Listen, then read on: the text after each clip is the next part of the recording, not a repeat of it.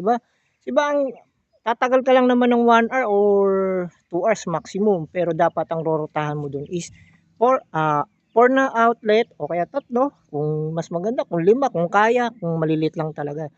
Yan, so ito yung dati kong classmate, nag-merchandising siya, si Mark Baid, shoutout. And then ito yung mga naging katrabaho ko sa Pure Gold. So multi-company yan mga sa Monde, no? So shoutout diyan, lalo na kay Bowman, yan nasa gitna na yan, yan.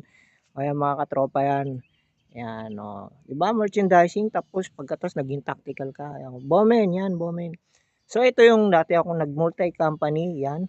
Si Raymond, yan mga kapartner ko. So yung mga ka-TL ko, team leader. Team leader, isa rin diyan sa matatawag na pwede ka na rin kagad maging tactical commando. Yan, no. 'Di ba? Ayan yung last na tactical commando ko sa Mundi Pharma. Sila yung last na nakasama ko sila.